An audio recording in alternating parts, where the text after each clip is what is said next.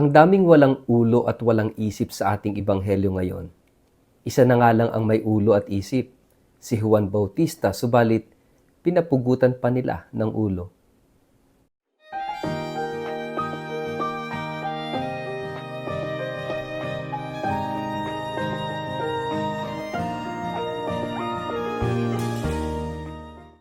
Ang mabuting balita ng Panginoon ayon kay San Mateo. Ang balita tungkol kay Jesus ay nakarating kay Herodes na gobernador ng Galilea. Kaya't nasabi niya sa kanyang mga lingkod, si Juan na tagapagbautismo iyon. Siya muling nabuhay, kaya't nakakagawa ng mga himala. Itong si Herodes ang nagpahuli kay Juan. Ipinagapos niya at ipinabilanggo dahil kay Herodias na asawa ng kapatid niyang si Felipe. Sapagkat sinasabi ni Juan kay Herodes, bawal na magsama kayo ng asawa ng iyong kapatid. Ibig ni Herodes na ipapatay si Juan, ngunit natatakot siya sa mga Hudyo sapagkat kinikilala nilang propeta si Juan na tagapagbautismo. Nang sumapit ang kaarawan ni Herodes, sumayaw ang anak na babae ni Herodias sa harap ng mga panauhin. Labis na nasiyahan si Herodes kaya't sumumpa siyang ibibigay sa dalaga ang anumang hilingin nito. Sa udyok ng kanyang ina, sinabi ng dalaga sa hari, ibigay po ninyo sa akin ngayon din sa isang pinggan ang ulo ni Juan na tagapagbautismo. Nalungkot ang hari, ngunit dahil sa kanyang pangakong narinig ng mga panauhin, iniutos niya na ibigay sa dalaga ang hinihingi nito. Kaya't pinapugutan niya si Juan sa bilangguan. Inilagay ang ulo sa isang pinggan at ibinigay ito sa dalaga. Dinala naman ito ng dalaga sa kanyang ina. Dumating ang mga alagad ni Juan, kinuha ang kanyang bangkay at inilibing. Pagkatapos, ibinalita nila kay Jesus ang nangyari. Ang mabuting balita ng Panginoon. Word of the day, hear what God has to say. Mapagpalang araw po sa inyong lahat. Kumusta po kayo? Ang atin pong word of the day ay headless. Bago po tayo magpalalim sa atin pong reflection sa araw na ito, muli ko po kayong inaanyayahan na huwag kakalimutan mag-like, follow at subscribe sa atin pong Facebook page at YouTube channel na Word of the Day. Ganun din po, pakishare ang video ito sa inyong kapamilya, kamag-anak, kaibigan, mga kakilala sa social media para po sama-sama tayo sa pagiging media evangelizers at online missionaries na nagpapalaganap ng salita ng Diyos sa mundo ng social media. At kung kayo po ay nakikinig ng Word of the Day sa pamamagitan ng Radio Maria, mapagpalang pakikinig po sa inyong lahat. At patuloy ko po kayong inaanyayahan para sa ating Rosary Crusade every 8:30 in the evening. Araw-araw po yan. At kung mayroon pa po sa inyong gustong humabol na gustong sumama sa ating pong Pilgrimage of Hope sa Europe sa darating na October, meron na lang pong natitirang slots, no? Para kung gusto niyo pong mag-join sa pilgrimage na ito. Mga kapatid, ngayong araw na ito ay narinig nating muli ang kwento ng kamatayan ni Juan Bautista. Yung kwento kung paanong siya'y pinugutan ng ulo dahil sa request, no, ng anak ni Herodias na sumayaw sa harapan ni Herodes at nangako si Herodes na ibibigay kahit anong hilingin ng babaeng ito dahil natuwa siya at ang lahat ng mga panauhin sa pagtitipong iyon. At ito yung hiniling ng anak ni Herodias, yung ulo ni Juan Bautista. Kaya si Juan Bautista ay pinugutan ng ulo at inilagay sa silver platter, no? Mga kapatid, dito sa kwentong ito, kung ating makikita, kung ating titingnan, sino nga ba rito ang walang ulo? Kapag sinabi kasi nating walang ulo, walang utak o hindi ginagamit ang utak o kaya hindi nag-iisip. Yan yung kasabihan natin, sinasabing ay walang ulo, walang utak, hindi nag-iisip. Dito sa ating gospel, napakarami ho ng mga walang utak.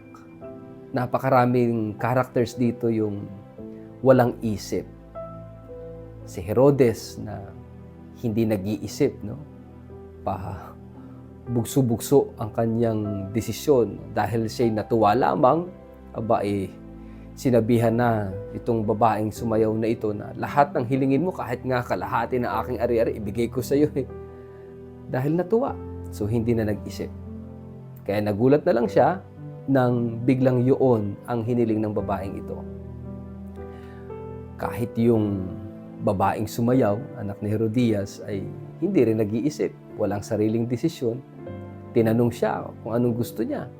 Pinangakuan kahit yung kanyang ari-arian ay hatiin, kahit yung kaharian niya. No?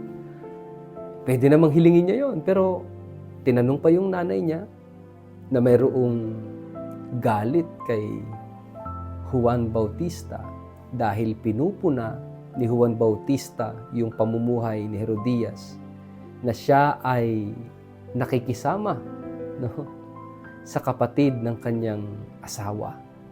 Kaya gusto niyang ipapatay itong si Juan Bautista. Isa pa rin walang utak, isa pa rin hindi nag-iisip. Sa halip na tanggapin yung pagtutuwid, no, ni Juan Bautista, mas nanaisin pa niyang ipapatay na lang si Juan Bautista kaysa ituwid ang kanyang pamumuhay. Hindi ba't walang utak? Hindi nag-iisip. Walang ulo.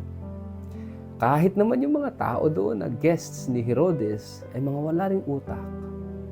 Wala ring isip, no?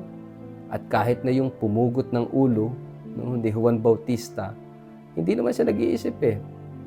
Hindi naman siya gumagamit ng utak. Kung ano lang sabihin sa kanya, ipagagawa niya sa kanya, ay gagawin niya, no? Kaya pag sinabing, pugutan ng ulo si Juan, pinugutan niya ng ulo ng walang pagdadalawang isip. Lahat ng characters dito, mga walang utak, walang isip. Actually, isa lang ang merong isip at utak dito.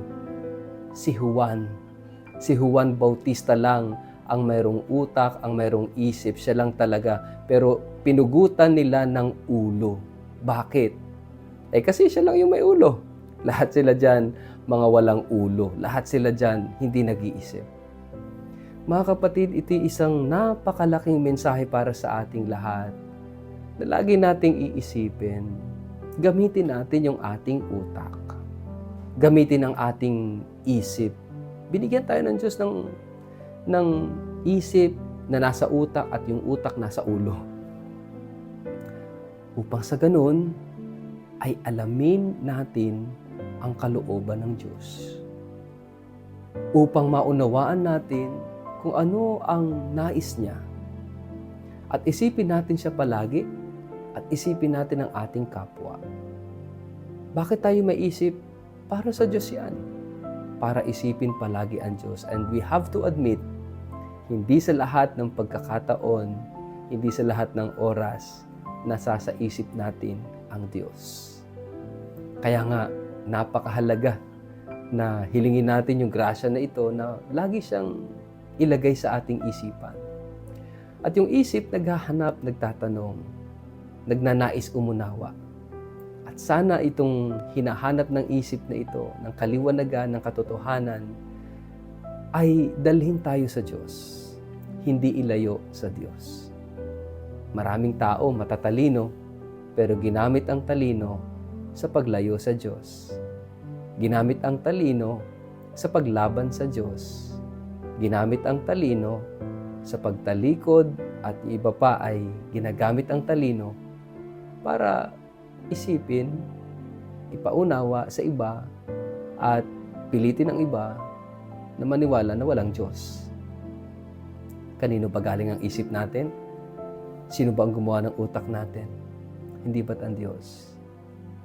Ginawa at ibinigay sa atin yan ng Diyos. Hindi para labanan siya, hindi para talikuran siya, hindi para kalimutan siya. Binigyan tayo ng ulo na may utak, utak na may isip at nag-iisip para sa Diyos. Sa ngalan ng Ama at ng Anak at ng Espiritu Santo. Amen. Ama naming Diyos, puspusin mo ang aming isipan ng iyong presensya, ng pangunawa tungkol sa iyo. At naway ang aming utak ay tunay na gamitin namin sa pag-isip para sa iyo lamang. At nawa, kaming lahat ay tanglawan mo, liwanagan mo, at dalahin sa tamang landas ng buhay. Amen. Pagpalain po kayo at ingatan ng makapangyarihang Diyos, Ama at Anak at Espiritu Santo. Amen. Sa lahat po ng aking mga followers sa Word of the Day, ang atin pong simbahan ay magdiriwang ng taon ng Hubileo sa susunod na taon, 2025, na tatawaging Jubilee of Hope. At bilang paghahanda po dito, ako po ay nagtakda ng isang espesyal na pilgrimage sa taong ito. Maliban sa pagbisita sa mga kilalang syudad sa Europa tulad ng Paris at Lyon sa bansang France, sa Rome, Milan, sa Venice, sa Florence, Pisa at Assisi sa bansang Italia, ang pilgrimage na ito ay may natatanging katangian. Bibisitahin po natin ang ilang mga Marian shrines tulad ng Our Lady of Miraculous Medal at ang Our Lady of La Salette sa France. Gayon din, ang Holy Face of Jesus of Manopello at ang Eucharistic Miracle sa Lanciano, Italy ay atin ring mabibisita. Hindi lang po iyon, magkakaroon din po tayo ng pagkakataong makita ang mga incorrupt bodies ng mga santo tulad ni na Saint Padre Pio, Saint Catherine Labouré, Saint Vincent de Paul, Saint Bernadette Soubirous, Saint John Vianney, Saint John Bosco, Saint Clare of Assisi, Saint Lucy at marami pang iba. Magkakaroon din tayo ng pagkakataong mabisita ang 4 na basilika sa Roma at ang ilang mga historical at itinuturing na wonders of the world tulad ng Eiffel Tower, Leaning Tower of Pisa, ang Colosseum at marami pang iba. Kung kayo po ay interesadong makasama ako sa espesyal na pilgrimage na ito, maaari po kayong tumawag o mag-text o mag-email sa mga sumusunod na contact details na nakikita nyo sa screen. First come, first serve basis lamang po ito. Kaya kung kayo interesado, huwag kayong mag-atubiling mag-contact sa amin. Maraming salamat po.